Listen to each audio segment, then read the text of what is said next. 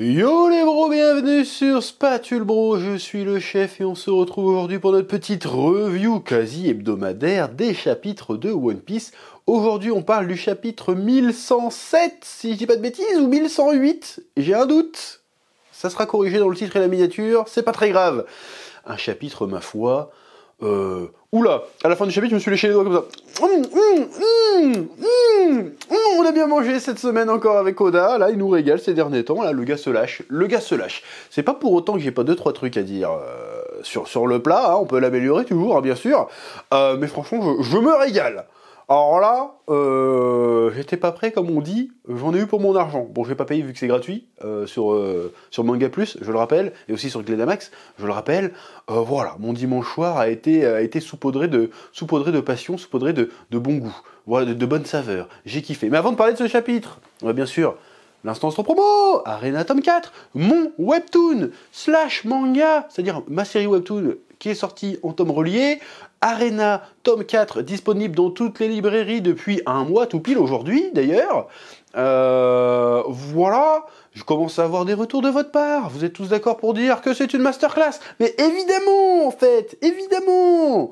Donc, vous allez me lire ça, disponible dans toutes les librairies. Il y a de la bagarre, il y a de l'action, il y a du drame, de l'émotion, et ça c'est beau. Dessiné par Clarity aux éditions Vega Dupuis. Lien dans la description. Place à la review, oui. Bon, alors ce chapitre déjà commence par l'attaque des géants. On est passé à deux doigts de l'attaque des titans, on peut en parler, on peut l'appeler ça comme ça, l'attaque des titans. Il y a l'attaque des titans qui arrive, on n'était pas prêt, on l'a pas vu venir. Hein, on s'attendait tous à que ce soit Barbe Noire, que ce soit Shanks, que ce soit Kobe, pourquoi pas. Non, c'était l'attaque des titans qui arrive avec Brogy et Dory. Je crois que c'est ça, c'est Brogy et Dory. La dernière fois, j'ai fait l'inverse, j'ai fait Bogi et Doggy Style. Là, je suis parti en couille. Donc c'est Dory et Brogy. Je crois que c'est ça. Dory et Brogy, les deux géants que nous avions pas vus depuis. Bon, on les avait vus vite fait avec Shanks à Elbaf. On a vu un petit aperçu d'Elbaf. Mais on les avait pas vus depuis Little Garden. Et ils sont accompagnés de Oishi et Koshi. Je crois que c'est ça. Si je me trompe, tant pis. Les deux géants qui s'étaient alliés avec les chapeaux de paille lors de la bataille d'Enies Lobby. Souvenez-vous-en, si je dis pas de bêtises. Donc ils arrivent, ils foudroient le Buster Call. Le Buster Call, il faut qu'on en parle du Buster Call. Est-ce que c'est pas un peu une immense plaisanterie finalement le Buster Call? Parce que là c'est le troisième qu'on croise, quatrième peut-être qu'on croise. Bon, Ohara c'est un carnage, d'accord, mais depuis on s'en fout quoi. Surcoté de fou. Surcoté. À chaque fois qu'il se passe un Buster Call, ils s'en sortent comme ça. Oh, le Buster Call, il est passé sur moi, j'ai poussière ma veste. Y a pas de problème, je passe. Bon, bref. Et donc ils défoncent tout, et c'est tout, on les voit juste tous défoncer. On sait pas trop c'est quoi la motivation d'être là, alors apparemment c'est pour secourir Nika, secourir Luffy, ça on avait bien compris, mais ils roulent juste sur tout le monde. C'est tout. Y a les pacifistas qui commencent à se faire un peu éclater par certains cuirassés de la marine. Donc là la marine est quand même en train de se prendre une grosse branlée. Ce qui me fait penser à ce que je disais il y a depuis X chapitres, c'est que l'incident d'Egghead va très certainement être... comment dire, je sais plus c'est quoi le mot que je voulais employer, mais ça va être au discrédit, voilà, au discrédit de la marine et du gouvernement mondial. Sinon, ils appelleraient pas ça un incident. L'incident d'Ohara, c'était un incident aussi, mais ils l'avaient réglé. Pour moi, la marine va se prendre une branlée monumentale. Ils sont déjà en train de se prendre une branlée. Je vois pas comment ils pourraient retourner le truc. Ou alors, à moins qu'Oda nous ait préparé un truc, il va arriver avec sa poêle et faire hop là, retournement de plat, t'avais rien compris. Mais là, il nous l'a déjà fait, il va pas nous le refaire. Il nous l'a déjà fait, on était déjà en train de se dire, putain, ils sont dans la merde. Il y a les doyens qui sont là, il y a Kizaru qui sont là, il y a les pacifistas, il y a le Buster Call, ils ont aucune chance. Avec le méga Buster Call, je crois qu'il y a jamais eu un aussi gros Buster Call. Ils ont aucune chance. Et tout d'un coup, hop, et ben non, en fait, Luffy, il est revenu. En fait, Kuma qui arrive, qui met des grosses patates. En fait, les pacifistas qui se retournent. En fait, les géants qui arrivent. Donc je vois pas... Pour moi l'incident c'est forcément qu'il va avoir une dinguerie qui va abîmer l'autorité, le pouvoir, la légende du gouvernement mondial. Et qui vont avoir beaucoup de mal à s'en remettre. Donc il va se passer une dinguerie. Pour moi, la dinguerie n'étant pas arrivée, c'est ça qui est fou, elle n'est pas encore arrivée. On va pas tarder à le savoir, j'imagine. L'autre truc du chapitre, c'est que, comment dirais-je, Bonnet a la révélation, bon là c'était déjà un peu avant, mais elle a la révélation que Luffy est Nika, et elle fait « Oh, t'es Nika depuis le début !» Il fait « Mais de quoi tu me parles et tout ?» Il fait « Non mais vas-y, de toute façon, vas-y tape Saturne, c'est un méchant. » Bon là ça fait plaisir, Saturne se prend un Gatling dans sa tronche, et il se fait éclater. Bon lui pareil, je pose la question... est-ce que c'est pas une fraude un peu ce mec là aussi? Parce que on nous vend les 5 doyens, tu te dis ouais il a des pouvoirs de fou, il se fait exploser des têtes, Kuma arrive, y a pas match, Luffy arrive, y a pas match. Le gars il se fait bolosser du début jusqu'à la fin, qu'est-ce qui se passe en fait? Est-ce que ce sont pas un petit peu surestimés les mecs? On se pose la question. Parce que là, en plus, il était en confiance. Hein. Vas-y, évacuez l'île, je m'occupe du reste avec Kizaru, y a pas de problème. Le gars, il se prend patate sur patate, il fait rien. Tu te dis, bon, peut-être que... Pour ça, tu te dis, tiens, Sabo, il a galéré face à ces mecs-là. C'est bizarre. Bon, après, c'était 5, 6, avec Im-Sama. Mais tu te dis, bon, Sabo, il a galéré comme ça. Mais il s'en est sorti. Donc, c'est que les gars, ils sont pas si efficaces que ça. Enfin, bref.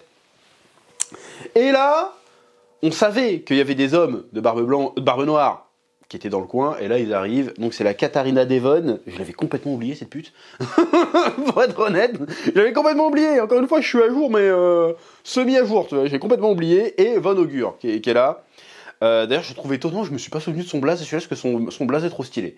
Et là, elle arrive, la meuf, elle touche le doyen il est même pas en train de se cacher et tout, alors qu'il y a les mecs qui sont là, il est censé pas être connu, il y a des pirates extérieurs qui arrivent, qui voient sa gueule, il dit pas de problème, bon ils ont un dialogue un peu énigmatique, dit ouais comment ça se fait que toi t'étais du 6ème cercle d'Impel Down, comment ça se fait que t'es sous les ordres de Teach?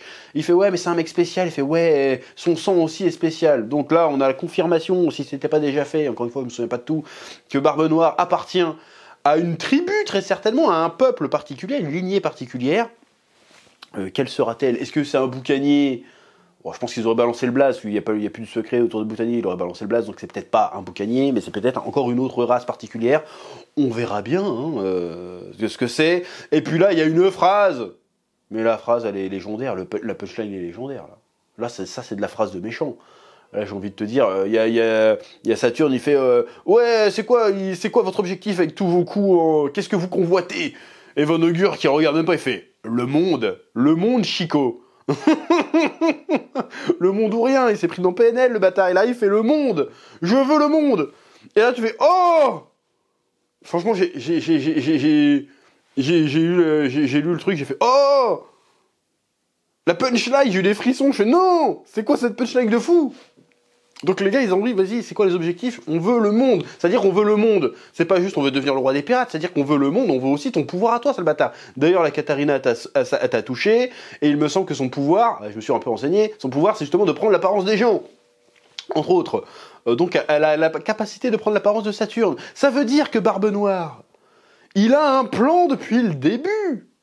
Et c'est un plan de bâtard. On sait déjà qu'il était Rotor, qu'il était Vislar, parce que le gars il s'est mis dans l'équipage de Barbe Blanche à l'époque pour augmenter ses chances de trouver le fameux fruit. Et le jour où il l'a trouvé, il a buté le gars, il l'a piqué, qui lui permet d'assimiler d'autres fruits.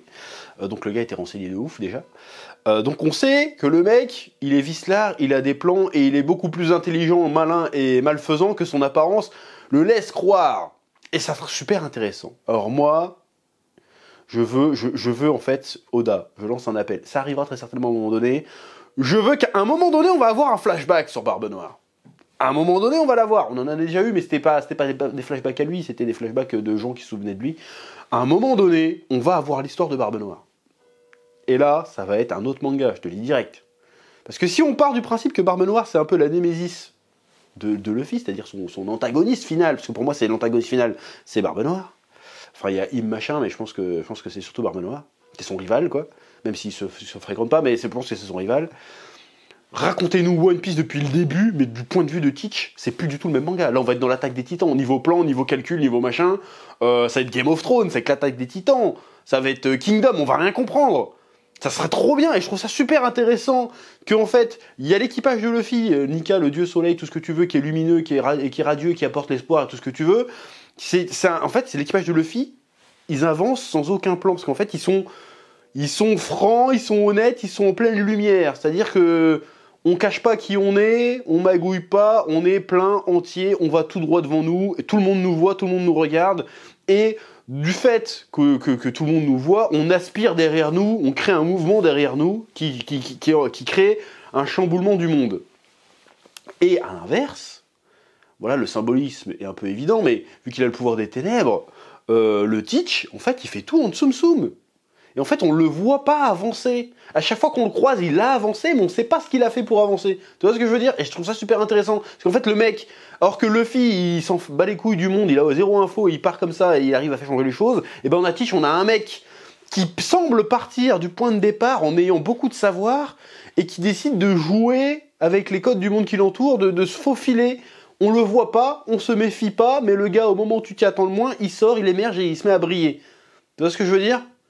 Et je trouve ça super intéressant, je serais super... Faites-nous un spin-off où tu racontes One Piece du point de vue de ce mec-là, ça risque d'être un autre manga, ça risque d'être incroyable.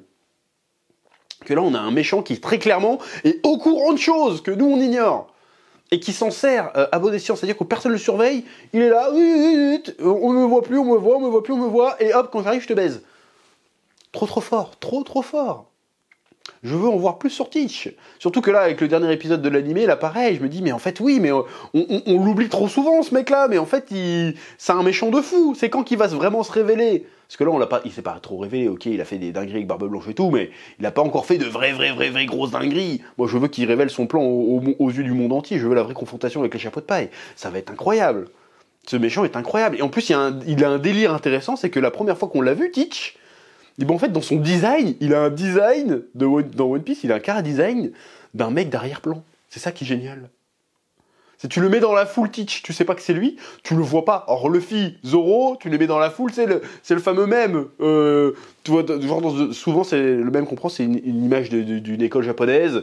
Et c'est tous des lycéens ou des collégiens lambda, puis boum, tout d'un coup, t'as le personnage principal qui a une coupe de cheveux bariolée, et puis tu vois tout de suite que c'est le personnage principal. C'est un peu l'effet Jojo aussi. Dans Jojo, tous les gens sont normaux, puis tout d'un coup, tu vois Giorgio qui arrive, il se tape des poses, ou Jotaro, tu dis bon, c'est eux les personnages principaux. Alors que tu prends Teach, tu le mets en fond dans n'importe quel background du début de One Piece, tu le vois pas parce qu'il a la même gueule que tout le monde. C'est un random. Même physiquement, on le calcule pas en fait. Comparé à un Luffy, à un Sanji, à un ami, une amie, tout ce que tu veux. Ou un Baggy le Clown, ou peu importe. Tu le calcules pas. Et en fait, tu le calcules tellement pas que quand il fait une dinguerie, bah tu la vois pas venir. Je trouve ça génial. Et si c'est fait exprès depuis le début, et je suis persuadé que c'est fait exprès, c'est incroyablement bien joué. C'est superbement bien joué. Rien que dans le design, le gars, c'est un random. Et puis tout d'un coup, bim, en fait non, je suis le plus grand méchant depuis le début. Incroyable, masterclass, oui. Bon, sinon, on a un peu des nouvelles du combat Zoro-Rob Lucci. Bon, apparemment, ils sont tous les deux en train de s'envoyer des fions en mode ah, je pensais pas que le combat serait aussi long, Rob Lucci. Ah, arrête de faire genre, Zoro, tu sais très bien que tu es dépassé. Et Zoro, il fait ouais, fais pas genre, tu peux m'avoir en 2 secondes. Bon, ok, il y a de la punchline et tout, mais bon, tu peux pas me faire un Rob Lucci Zoro en hors champ. Je veux dire, à un moment donné, faut arrêter là. Là, je suis désolé, tu me fais un Rob Lucci Zoro, à un moment donné, il va falloir nous consacrer un chapitre, au moins un chapitre dessus, là.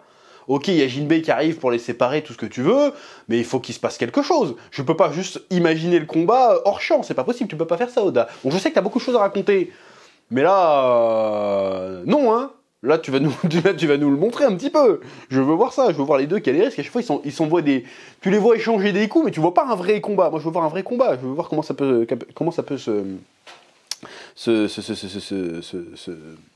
goupiller cette histoire, je veux voir comment ça se passe. Surtout qu'il y a des débats, oui, Rob Lucci, Nodif Zoro, je sais pas quoi, en fait, apparemment tu vois pas ça, et puis derrière, en plus, il y a Sanji, qui arrive encore dans les débats. Les débats, ça me fascine. C'est de la merde ces débats, mais ça me fascine quand même, parce que j'essaie de comprendre... ça m'amuse de voir les... comment dirais-je, de voir l'engouement des gens pour des débats à la con, ça me fascine. Mais en tout cas, c'est ça, on peut pas leur reprocher ça, la communauté One Piece, c'est qu'ils savent s'amuser. Bon, des fois, ils prennent trop premier degré et ils sont casse-couilles, mais ils savent s'amuser, ils savent faire vivre leur manga, et ça, c'est beau. Je me demande si Oda, il joue pas là-dessus un petit peu aussi. Là, on voit quoi? Il y a Kizaru qui va aller achever Vegapunk, et puis tout d'un coup, boum, Sanji qui arrive, qui contre le laser. Tu te dis, waouh! Qu'est-ce qui se passe? Qu'est-ce qui se passe? Bah, normalement, c'est pas étonnant, parce que normalement, avec le haki, tu dois pouvoir choper ce genre de truc. Mais là, Sanji, il arrive, bim! je te dis que ton laser, puis il y a Kizaru qui est là, oula, il a une goutte, il fait oula. Bon déjà, le Luffy, j'ai eu du mal à le gérer, mais là, si en plus son second, bah c'est pas son second, du coup, son troisième, son numéro 3, il arrive avec des lasers, je suis pas bien. Et là, pareil, il y a de la punchline, il y a de la punchline. Il fait genre, oh, si je ramène pas vos têtes, je vais me faire taper dessus, me faire taper sur les doigts. Et Sanji, il allume sa là, il fait, bah tu peux déjà commencer tu peux déjà commencer à écrire ta lettre d'excuse, parce qu'on va te péter ta gueule, et à côté, il y a Luffy qui comme ça, donc ça serait stylé. Je veux voir un Kizaru Sanji, et si Sanji, en plus, il s'en sort très très bien, ça va relancer les débats. Débats qui ne servent à rien, mais qui sont très drôles à suivre. Bref. Maintenant, je vais parler un peu de Luffy, le fameux Nika. Alors, vous vous souvenez, hein, j'aime beaucoup l'idée derrière ses pouvoirs, derrière cette révélation.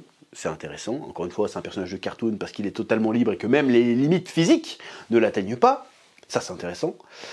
En revanche, je trouve que la légèreté du personnage risque, à un moment donné, d'être un petit peu une espèce d'entrave, une espèce de tâche dans l'histoire. C'est-à-dire que là, il est au milieu quand même d'événements très très graves. Ce qui se passe, il y a des trucs assez graves autour de lui. Tout le monde est très sérieux, lui là, et je veux dire, à un moment donné, frérot, moi je veux voir Nika sérieux à un moment donné. Moi je veux voir Nika, peut-être pas Nika qui doute, peut-être pas Nika qui a peur, mais Nika sérieux, Nika un peu colérique, Nika un peu, Nika qui veut niquer, tu vois, c'est ça que je veux voir, à un moment donné. Là le côté, prout machin, bon on l'a un petit peu, le côté un peu serious, à un moment donné, quand Saturne il fait, de toute façon vous avez tous mis des trucs qui vous méritez de mourir aujourd'hui, et il fait non c'est pas vrai. Et je vais te péter la gueule. Et c'est dommage que dans la mise en scène, tu sens qu'Oda, il est pressé et qu'il a pas le temps de vraiment mettre le truc machin, parce que là Luffy sort une méga punchline, je trouve, une phrase très intéressante, et c'est une petite case comme ça. C'est très dommage. Ça aurait mérité presque une demi-page, en mode nous avons rien fait pour mériter de mourir. Par contre, toi, t'as mérité ta raclée, je vais te niquer. Je trouve que passer le choc de la première apparition de Nika, de Gear 5, de Gear 5, où ça crée un décalage intéressant, parce que finalement, quand il arrivait face à Kaido, c'était pas Luffy le clown, c'était Kaido le clown. C'était Kaido qui devenait un clown, si tu veux. Là, il est face à Saturne, et tu peux pas juste niquer Saturne en disant c'est bon, t'es un clown. Que le gars a fait trop de dingueries, si tu veux. Alors, Kaido, il avait fait des dingueries aussi, mais comparé à Saturne, c'est que dalle, tu vois. Le gars mérite sa fessée, mais une vraie fessée, pas une fessée, tu vois. Ça va certainement arriver, on va voir où ça va aller. Mais il va falloir doser avec le côté cartoonesque du personnage. Or, pas dans ses pouvoirs, mais dans son attitude. L'attitude où je rigole, je fais des poètes, c'est peut-être pas le moment. Là, il y a tout le monde qui chiale, tout le monde qui est en train de crever autour de toi, c'est la méga guerre, tu peux pas juste arriver en faisant non. Le décalage va être inapproprié. Le personnage risque de devenir malaisant. Alors, je sais qu'Oda s'est défendu de dire j'ai jamais voulu faire un manga sérieux. Je pourrais faire une vidéo entière rien que sur cette phrase en vrai, peut-être que je le ferai. Mais non, là tu peux pas juste arriver du poète. Tu peux pas régler le truc avec un poète. Là il se passe des trucs trop graves. On verra bien ce que ça va donner. En tout cas, très bon chapitre, oui. Et le chapitre se termine sur Caribou. Ouais, j'ai réussi à retenir son nom à ce bâtard. À chaque fois je suis galère. Mais ici l'autre en vase là, je sais pas comment il s'appelle. Bon, Caribou qui rencontre les membres d'équipage de Teach et qui fait ouais, je veux rejoindre Barbe Noire et tout. Alors moi il y a un truc que j'avais pas capté parce qu'encore une fois ça fait longtemps. Hein, j'ai pas tout retenu. J'étais persuadé que ce bâtard était déjà dans l'équipage de Barbe Noire moi. Mais en fait non. Bon, j'ai rien invité au tableau encore. Mais au moins je le lis, je l'assume. Il y a des trucs qui m'ont échappé. Donc on va voir, j'imagine que s'il est là depuis autant de temps, c'est que Oda prépare un truc avec ce personnage. Qu'est-ce que ça va être?